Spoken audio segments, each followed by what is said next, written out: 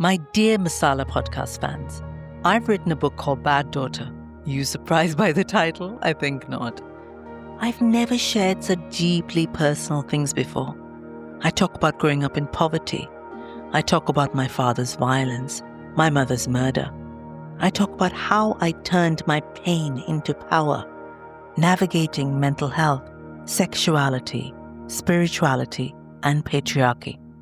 Bad Daughter is my story of going from Mumbai's slums to New York's billboards. But it's your story too. What's the message of this book? It doesn't matter where you come from. It doesn't matter what happened to you. You still get to have the life that you want. If you're looking for a book to move you and inspire you to change your life, type in Bad Daughter by Sangeet Pillai on Amazon or go to my website, baddaughter.co.uk. Do you feel like you belong? And where do you feel like you belong the most? Belonging often gives us a sense of fitting in, or feeling like we are part of something bigger, that we really fit into one place more than any other. I've often struggled with that sense of belonging.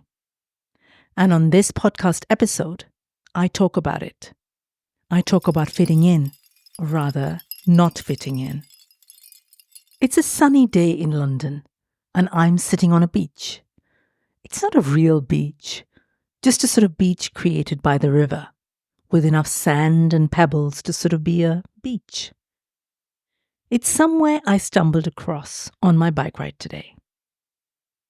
It's a beautiful sunny day, which is a rarity in this city of London that I've called home for almost 2 decades. And there are waves. I can hear them crashing onto the shore. If I close my eyes, I can almost imagine that I'm on holiday. I'm not alone. Other people have found this beach too. There's an old man with his dog. He keeps chucking a piece of wood into the river, sending the dog into a frenzy of chasing the log and bringing it back to its owner. The dog's joy at this simple pleasure of chasing a log of wood feels like the sort of joy that I want in my life. There are also 2 young women sunbathing, having put down a mat on the beach. The tall blonde woman helps her much younger friend put sunscreen on her back, taking time and care to rub it into her fair skin. They laugh at the dog chasing that piece of wood, and I think to myself that they look so London. They belong on the banks of this ancient river. They fit among the debris on this bank.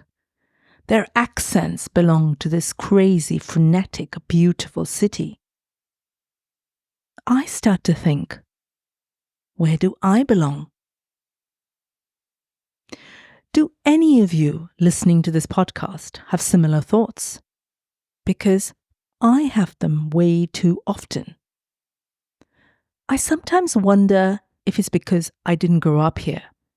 I lived a very traditional life in India, where I was born until my early 30s. I lived a life most British people will find unusual, fighting with my family for the most basic rights as a woman.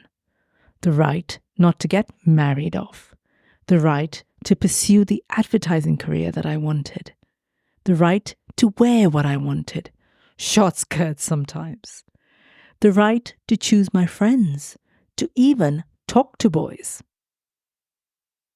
When I hear other British South Asians talk about the struggle of their immigrant parents, that feels like my struggle too.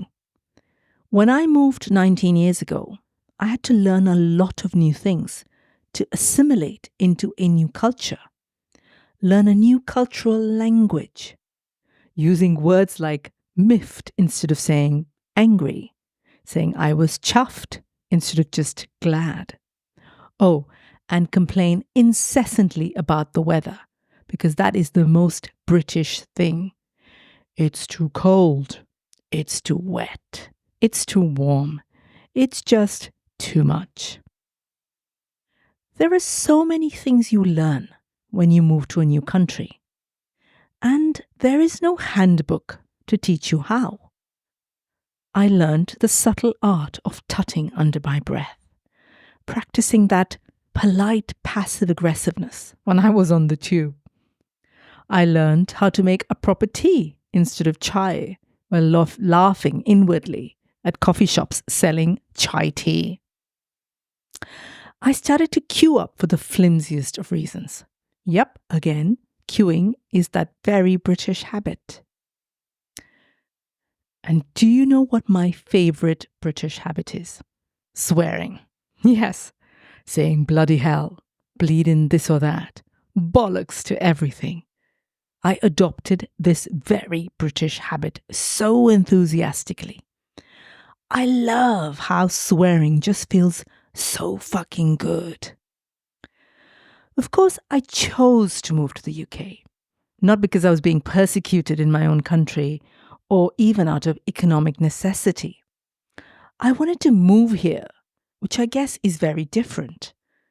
I had grown up reading so many British writers that my first steps walking into London felt so familiar. I knew these streets. I recognized these bridges. I felt like I had been here before so many, many times. Also, my move was made slightly easier because I moved in 2005. So I didn't really experience any overt racism. But there were many micro-racist comments, like older English women asking me whether we had TV back in India. Yes, we do. 75 channels actually. Or whether they asked whether my family lived in a hut and kept cows. I didn't bother responding to that. And also, of course, people always congratulating me on my excellent English, which sounds like a compliment, but really isn't. I usually replied to that with my newly acquired, sarcastic British, thank you very much. So yes, I gained a lot of things. But sometimes, like today when I'm sitting on this beach, this London beach, I think about the things I lost along the way. I had to learn to dress differently, give up my bright Indian style, my bold Indian colours, which didn't really fit into my monochrome British life, my new life. However, when I started Soul Sutras, I learned to embrace my love of Indian colours and clothes. Now I rock up to all my live podcasts in bright, beautiful saris and shiny Indian jewellery, glittering, glowing on stage. I lost my Indian accent too, subconsciously adopting a more British way of speaking, trying to fit in like most immigrants do. Once again, after starting Masala Podcast, I've given myself permission to sound more like who I am, a mix of Mumbai meets Kerala via London. Here's the thing that I think I lost, which really makes me think most. I lost my sense of where I belonged. To be fair, I never belonged fully in India either. A lot of my ideas about how I wanted to live my life weren't compatible with the Indian value systems I was taught back then in the 80s. I often felt like a stranger in my own land. And in the UK too, I never feel like I fully fit in here either. While I have fully embraced this culture and now use words like pissing down instead of saying it's just raining and all sorts of other things, but yet I don't fully fit here. For years, I believed that I would belong someday when I finally found my place and my people, that there would be this magic moment when I slotted in perfectly into my environment.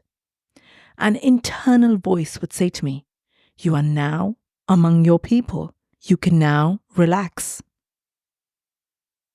I've now accepted that may never happen. That belonging is a myth for people like me who are always asking uncomfortable questions, always challenging the status quo.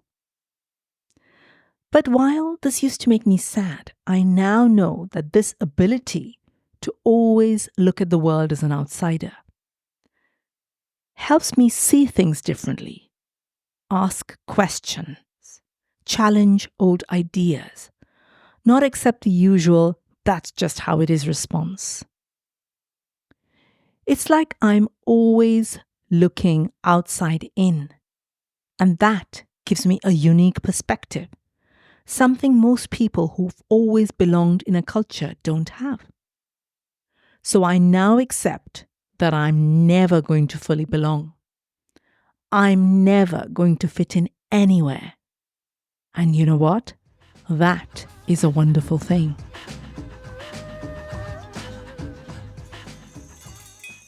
Sharam, Badtameez, Chee Chee.